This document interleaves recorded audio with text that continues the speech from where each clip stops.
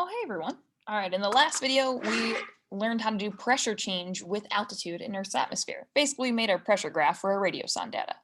Now, in this video, we're going to focus on the temperature graph. So our last graph that we made, which looks, gosh, it looks great. We're just going to move it aside because we don't really need it right now, but we will need it later. So I'm going to move it just out of view. You can choose how to do this however you want. I just want to have this open space so that I can do my temperature graph. Now we're going to start this out the same way as the last video. If you didn't watch the pressure graph video, go back and watch that now.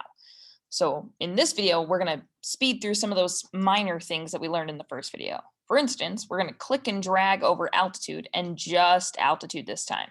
Notice we don't need pressure, so we're not highlighting pressure. So I need to click and record temperature as well. But in order for me to do that, I need to hit Control on your keyboard, and then you're going to highlight and drag temperature as well. By hitting Control, you're able to highlight both altitude and temperature and skip that pressure column because we already graphed that. We don't need it. So I've got altitude and temperature highlighted. I'm going to go back and insert my graph just like I did in the last video. So I insert my chart and boom, it's going to give me some weird stuff happening here. And I don't want all that stuff happening. So what I'm going to do is I'm going to change my series and my axis. So it says add an x-axis. Well, that's going to be pretty easy for me to do. I'm going to add temperature as my x-axis. Now, if yours didn't pop up the exact same way, that's okay. As long as you select for your x-axis, its temperature, you're good to go. Now our series, the reason why my graph looks super weird is because I have two series being graphed right now, both altitude and temperature. I don't want both of them. All I want is altitude. So if I hit these three dots, I'm going to remove this series. And now I have my beautiful graph. So on yours, as long as you have temperature and only temperature for your x-axis, and then altitude and only altitude for your y-axis, aka your series, you're good to go. So now I've got everything set up data-wise. Now I need to customize it. I need to add some titles. I need to make this look nice and pretty. Again, chart style, you can do that on your own time, but we're going to change our axis titles. So first I'm going to go to my vertical axis. So vertical is going to be my y-axis. Remember, we just changed that to altitude. So it's altitude in kilometers because that's what our radiosonde did. It measured every 5 kilometers. I'm going to bold and italicize that. You can change the color here if you want. Next, I'm going to go to horizontal axis title. And instead of pressure, it's going to pop this up and be like, hey, you used pressure last time. Is that what you want? No, I don't. I want to type in temperature because that's what we're measuring in this particular graph. Now, when I go to put in my units, the units that we measured this in were degrees Celsius. And figuring out how to get that pesky little degree symbol in there can be tough, but I'll show you a quick alternative. Find the Alt button on your keyboard and hit Alt 0, and that will insert that degree symbol for you. You don't have to insert any other symbol. You don't have to click on anything weird. Just hit Alt and 0 and you'll get that degree symbol. That's pretty sweet. I'm going to bold and italicize, and now that title is good to go.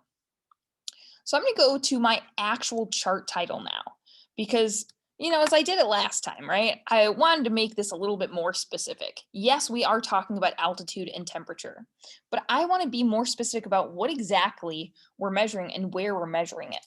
So for our title, if I slide over, remember how that last time we did pressure change with altitude in Earth's atmosphere.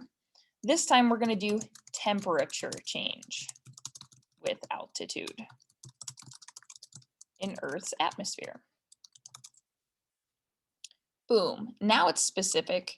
I'm going to bold it, italicize it, center it. I'm going to give it a different color too, because that other one I changed to blue. So this one, I think I'm going to change it to gold. Why not some TCA colors up in here for sure? So I've got temperature change with altitude in Earth's atmosphere. Now, if you have, say, your line and you want it to be a different color because this color is blue, we changed our title and we kept that line blue. So why don't we change this line as well? So to change your line color, you go down to series, and here's where you can change your color. So it asks you first what series you want to change. Altitude is my only series here. So if I change the color, it's going to change the color of that line. And I'm going to change it, let's say to red. Yeah, let's make it pop. For sure. You could change your line type here, how big it is, if you want your points added. We're not going to add any of that. We want to make it nice and clean. Now, I do want to change the size. I want to make it a little bit skinnier, a little bit taller, and we're going to mess with our grid lines again, just like last time. So we're going to move this count. We're going to move it to step. And again, that's changing how much we count up by on that. Ooh, this is our horizontal axis. So how much we're counting by down here. So I'm going to say, let's count up by 10. That seems like a nice round number. Now it's not going to count right on 10. You can see it. These are counting like -86, -76, -66. And then for some reason it goes to 4 and 14. I'm not really sure about that, but we're still going to keep this 10. It just makes it a lot easier to see those degrees and be more specific about how they change throughout the atmosphere. Now I'm going to go to vertical axis. I'm going to keep that step, and we're going to count up by the same amount as we did in the last graph, which was 5 kilometers, because that's how frequently our radiosonde took data. So we have our grid lines. We have everything set up the way we want it to be set up. I'm going to exit out of my chart editor, and now I want to compare my two graphs and try to get them to be roughly the same size, because on my paper, I want them to be comparable. I want to be able to compare them pretty darn easily. So if I make them the same height, I can see how both temperature and pressure change as you go up. So as we're 5 kilometers up here, this is roughly the temperature as well. It's really easy to compare side by side. Now, keeping that in mind, to finish the document that you're working on, it's going to ask for you to insert these graphs. And you can do that by clicking the 3 dots in the upper right-hand corner and hit Copy Chart. Once you do this, it is now copied to whatever you're working on, and you can go back to that original assignment and paste it in.